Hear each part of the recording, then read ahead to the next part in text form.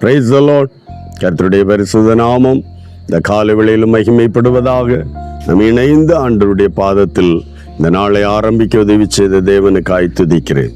இந்த நாளிலும் லேவியராகும் புஸ்தகம் 20ஆம் அதிகாரம் 26வது வார்த்தையின் 2வது பகுதியை வாசிக்கிறேன்.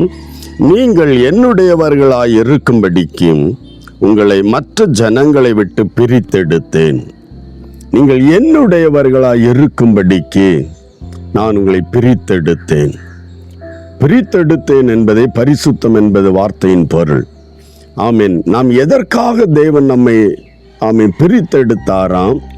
மற்ற ஜனங்களோடு பாவம் நிறைந்த, அசுத்தம் நிறைந்த, உலக சடங்காச்சாரங்கள் நிறைந்த ஜனத்திடந்து தெய்வ ஜனத்தை கர்த்தர் வேறு பிரித்தெடுத்து தன்னுடைய நாம மகிமைக்கென்றும் அவருடைய ஸ்பெஷல் பெக்யூலியாரிட்டி உண்டு, அந்த சுபாவங்கள் நம்மில் வெளிப்படத்தக்கதாய்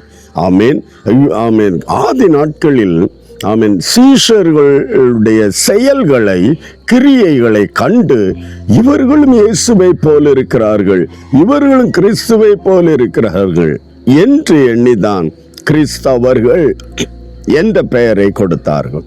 இந்த காலை வேளையில நம்மையும் கர்த்தர் வேறு பிரித்து மற்ற ஜனங்களை விட்டு பிரித்தெடுத்தேன் என்றால் அதற்கேற்ற, தேவனுக்கு ஏற்ற, தெய்வ சுபாவங்களுக்கு ஏற்ற, அவர் எப்படி பொறுமை உள்ளவராய், அவர் எப்படி நீடிய பொறுமை உள்ளவராய், அன்புள்ளவராய், இரக்கமுள்ளவராய் இருக்கிறாரோ அப்படிப்பட்ட ஒரு சுபாவம் நம்மிலும் வெளிப்படும்படியாய் தேவ ஜனங்களை கர்த்தர் தெரிந்தெடுத்திருக்கிறார். கோத்திரத்தில் ஒன்று, ஜாதியில் ஒன்று, வம்சத்தில் ஒன்று, அப்படி ஒவ்வொரு தெய்வ ஜனமாய் பிரித்தெடுத்தது அவரை போல வாழும்படியாய்.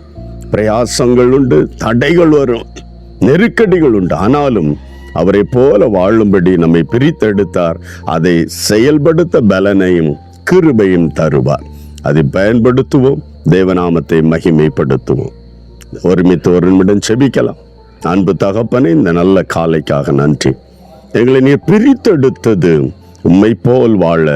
ஆண்டவரே, உம்முடைய நாமத்தை நாங்கள் மகிமைப்படுத்தும்படியாய் என்னுடைய செயல்களில், கிரியைகளில், சுபாவங்களில் கிறிஸ்துவை உயர்த்த கர்த்தர் எல்லா தெய்வ பிள்ளைகளுக்கும் உதவி செய்வீராக. ஆமென். ஆண்டவரே, மற்ற ஜனங்களில் இருந்து உங்களை பிரித்தெடுத்தேன் என்றால் பிரித்தெடுத்த இந்த திட்டம் தேவ உம்முடைய பிள்ளைகளோடு வாழுகிறீர் என்பதன் அடையாளங்கள் வெளிப்படத்தக்கதாய், சுபாவங்களில் வெளிப்பட கர்த்தர் எல்லா தெய்வ பிள்ளைகளுக்கும் உதவி செய்யும்.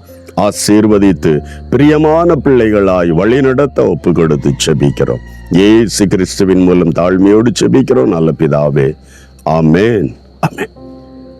மற்ற ஜனங்களிலிருந்து நம்மை பிரித்தெடுத்தது. God bless you. Praise the Lord.